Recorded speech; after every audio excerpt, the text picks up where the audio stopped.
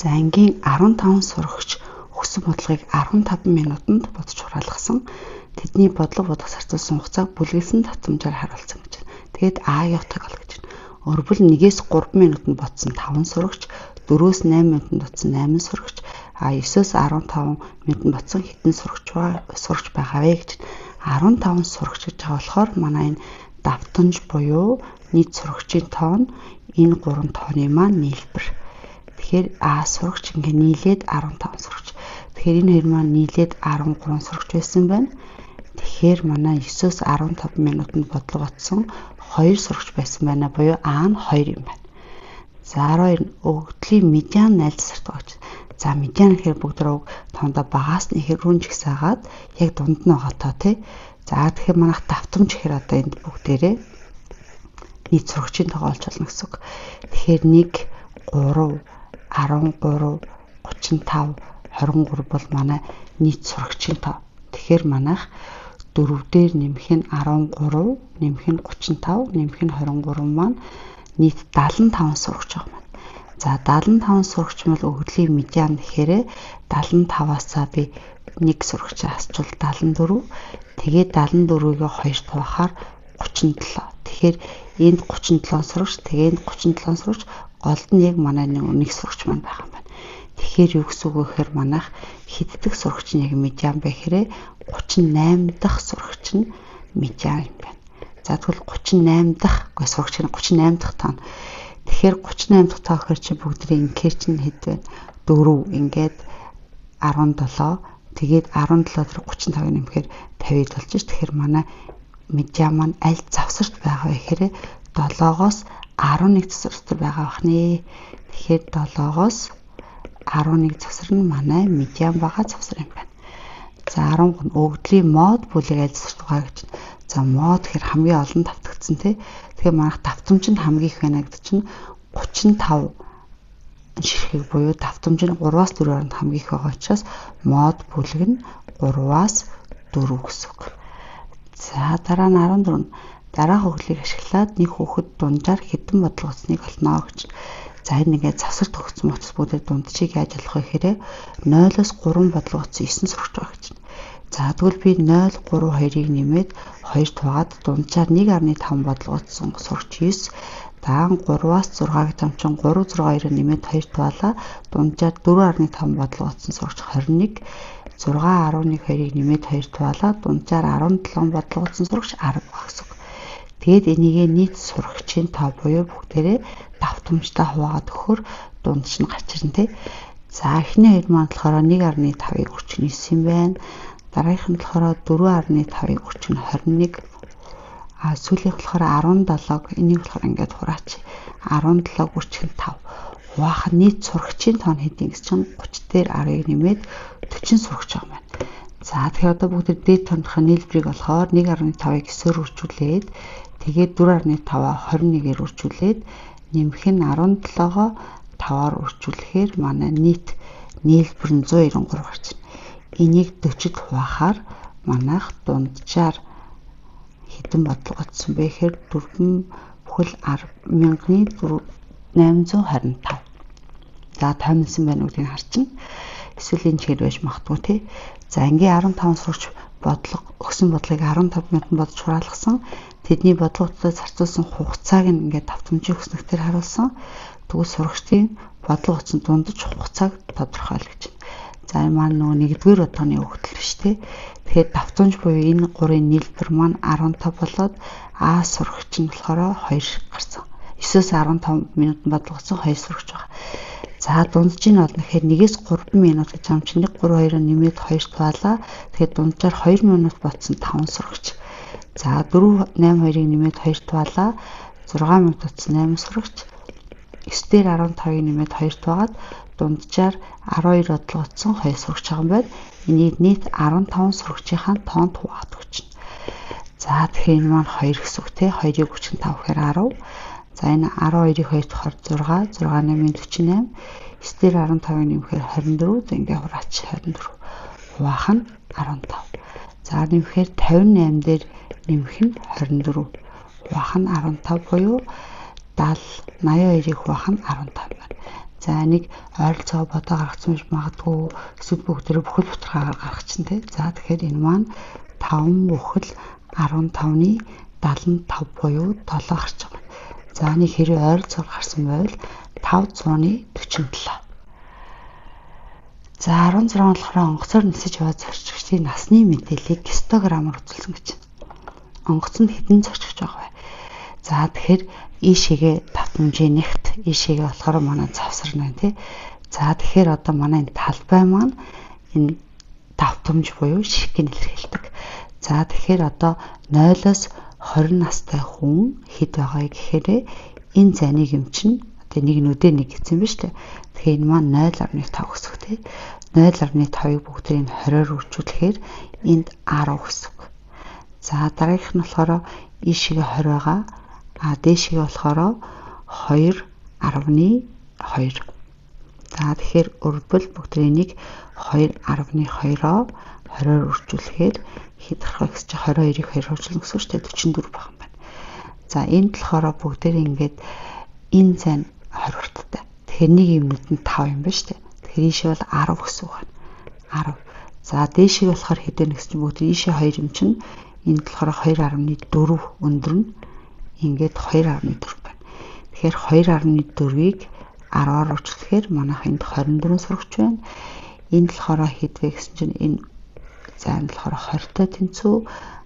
Энэ өндөр буй давтамжийн нэгт нь 1.4 байна те 1.4. Энийг 20-аар үржүүлчихнэ.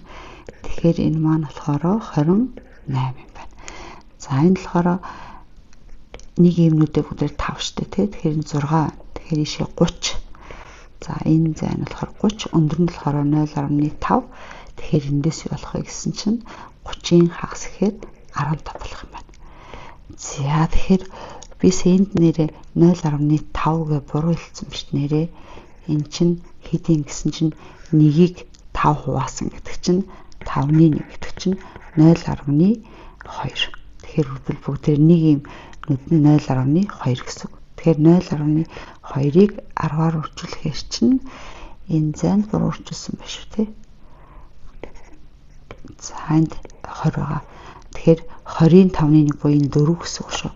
За энийг би зөв хийсэн хэсгээ шалгаадах юм. Нэг ийм нүд 0.2 шүү дээ. Тэгэхээр 2.2 зөв. Энд болохоор 2.4. Энд болохоор 1.4. За энэ тасаг бисээ буруу үржүүлсэн. 0.5 биш бол 0.2. Тэгэхээр 0.2 буюу бүгдээрээ 20 энэ зэнд 20 бишээ энэ зай чинь болохоор 30 байгаа. 30-ыг үржих нь 5-ны 1-ийн 6 гэсэн үг шүү. Тэгээ нийт зарчлагчийн тоо нь 4 дээр 44-ийг нэмээд 24-ийг нэмээд 28-ийг нэмээд 6-аар нэмэхээр нийт зарчлагчийн тоо гарах нь шүү дээ. За тэгэхээр инхээр чи 10 болчихно. Инхээр чи бүгдээрээ 68 нэмэх нь 28.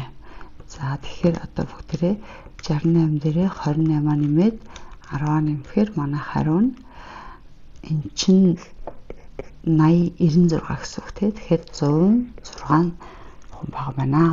16-аг бас нүдээр нь тоолоо гарчилна. Тэгээ нэг зарчигч нэг нүд юм чинь энэ 4 нүд юм чинь 4 шиг гэдэг. Тэгээд уртын өргөнөөр хүртэл хэдэн нүд байгаа талбайг нь олоод зарчдын тоогоо 106 гэж гаргаж болох байна.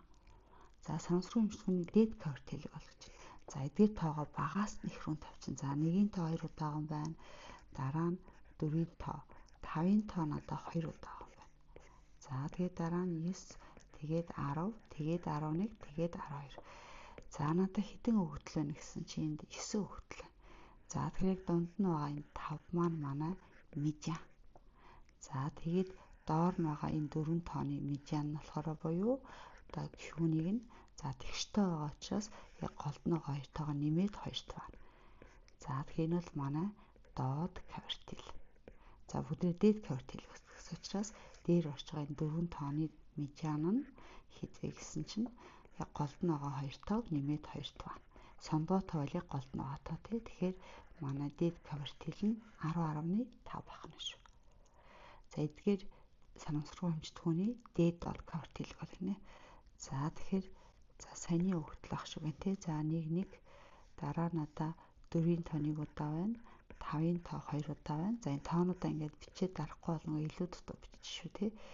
За тэгээ 9 10 байна. За тэгээд 11, 12, 15. За энд маань хэдэн тоо байна гэсэн чинь энд болохоор 10 тоо байна. За 10 тоо мөн байна уу гэж шалгах чинь. За тийм ээ. За 10 тоо бол бүгдээр энэ чинь голд нөгөө 2 тоо буюу 5 9 маш энэ бол манай медиа нэмээд 2-т балаа дунд чинь манай медиа тэгэхээр 7. За тэгэхээр доод квартил олно гэхээр бүгдээрээ энэ 5 тооны медиан доод квартил энэ 5 тооны медиан дээд квартил. Тэгэхээр яг 5 шиг тоогом чинь голд нь байгаа тоо энэ манай доод квартил нь 4 гэсэн шүү. За энэ 5 тоогом чинь дээд 5 тооны медиан буюу манай дээд квартил нь 11 юм байна. За 19. За энэ болохоор юунд дутуу байсан зүгээр бодлогын өвдлийн хоримтлогсон давтамжийн график аль вэ гэхээр за энэ нөгөө би 20 дугаар бодлогын зургийн дотоод авсан. Яг энэ бол хоримтлогсон давтамж нь энд бол мөн байсан. Энэ юу гэхээр 40-оос доош жинтэй хүн байхгүй. Тэгэхээр над 40-оос доош жинтэй хүн байхгүй. 50-аас доош жинтэй хүн гэхээр 50-аас доош жинтэй хүн хэд вэ нэ гэх ингээд энэ гэсэн үг тий. За тэгэхээр 12-ыг бодчих. Тэгэхээр 60-аас доош жинтэй хүн гэхээр 60-аас доош жинтэй хүн гэхээр би одоо энэ харалтаа тий. За энэ зөв би багцаалж байгаа шүү. Нөгөө зураг нь байхгүйсэн болохоор тий. Тэгэхээр 65-аас доош гэхээр бүгдээрээ 60 70 юм чинь 65-ны 65-аас доош настай хүмүүсийн тоо маань нэг 60-ыг тавьцаа. Тэгэхээр энэ 64-ийг харагдсан ч тийм үү. 70-аас бага гэхээр за яг 70 дээр ингэ явлаа 70-аас бага нийт хүний тоо бол нэг 80 хэд тий. За энэ болохоор 92-ыг авцсан байна. Энэ яг жинхэнэ зураг биш шүү. Зөвхөн багцаалж харуулж байгаа. Энтэй ойролцоо харагдаад. Тэгэхээр 90-с доош буюу манай нийт зурагчийн тоо болохоор хүний тоо болохоор яг эргээд инглээ 140 өнгө. За зураг нь байхгүйс учраас би 20 дугаар бодлогынхаа зургийг аваад тайлбарлалцсан шүү те. Миний биеийн жингийн хоримтлсан давтамжийг үзүүлсэн архимед дундчийг ойролцоогоор ол гэж байна. За тэгэхээр одоо бүгдээнд 19 дугаар бодлогын хүснэгтийг ашиглажээ.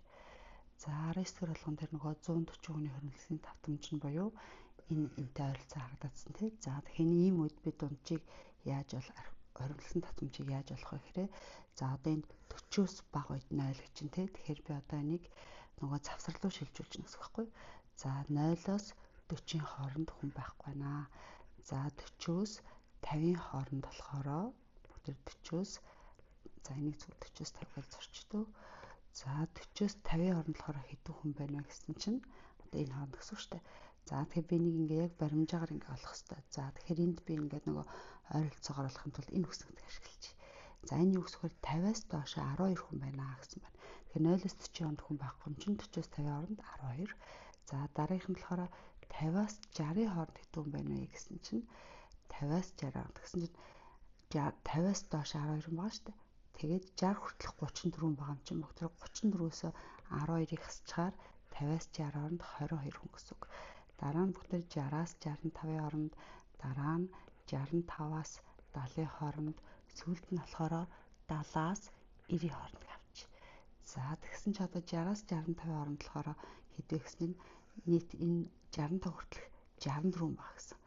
Тэгээд 60-аас доош 34 баг гэсэн чинь бүгд 64-өөс 34-ийг хасчаар 30 хүн нь болохоор 60-аас 65 хооронд 65-аас 70-ийн хооронд болохоор бүгд 92-оос 64-ийг хасчаар энд 28 хүн гэсэн үг.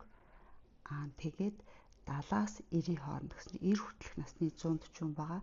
70 хүртэлх насны 92 хүн чинь 140-оос 92-ыг хасгаар энд маань 48 хүн байгаа гэсэн үг. За одоо ингээд бүгд эндээс дунджаа олчихно. За эндээс бүгд дунджаа олохдоо яаж олох вэ гэсэн чинь 40-оос 50-ийн хооронд юм чинь 0-оос 40 шил 0.42-оор нэмээд 2-т байгаад дунджаар энэ 20 настай хүн 20 кг жинтэй хүн болохоор байхгүй юм байна. 40 дээр 50-ыг нэмээд 2-т байхаар дунджаар 55 кг жинтэй хүн 12 шиг байгаа юм байна. За дараагийнх нь болохоор 60 дээр 65-ыг нэмээд 2-т байгаад дунджаар ийм жинтэй хүн 30. За 65 дээр 70-ыг нэмээд 2-т байгаад ийм жинтэй хүн 28 шиг. За энэ дараа бүртгэхгүй те. За тэгээд төгсгөлтийнх нь болохоор юу гэсэн чинь 70 дээр 90-ыг нэмээд 2-т байхаар дунджаар ийм жинтэй хүн 48 шиг байна. За тэгэхээр одоо бүгдээрэндээ сайхан гэсэн чинь 48 болоо 140-оос 92 их сая. Тэгээ нэг бүгдээр нийт хүнийхээ тоонд буюу 140-тэй хуваагаад өгөхөөр манай дундаж юм маань гараад ирнэ гэсэн үг. За тэгэхээр энэ болохоор манайх эхнийх нь болохоор 0, дараагийнх нь болохоор 45-ыг 30-ыг нь 12 гэсэн үг. За дараагийнх нь болохоор энэ хоёрыг нэмээд 2 тугаахаар чинь манай энэ маань ойролцоогоор 60 ойролцоогоор яг 62.5-ыг 30-ыг нь 15 гэсэн үг. 30 гэсэн үг. Дараагийнх нь болохоор 60-75 хоёрыг нэмээд 2 тугаар чинь 65-72-ыг нэмээд 2 тугаар чинь биш. Тэгээд гарах үхээр 67.5-тай хүн болохоор биднэрт 28 шиг. Сүүлийнх нь болохоор 70-92-ыг нэмээд 2 тугаар чинь 80 кг жинтэй хүн 48 шиг. Тэгээ энийг 140-той хуваана. За тэгэхээр энэ маань дээдх нь 9355, доодх нь 140 гэхээр ойролцоогоор нэг 66-100-ны 82 кг жинтэй байх нэ. Тэгэхээр 50-аас 60 чинь энэ хоёрыг нэмээд 2-т хуваагаад энийгээ 22-оор хүчтэйгээр энэ гарч байгаа шүү.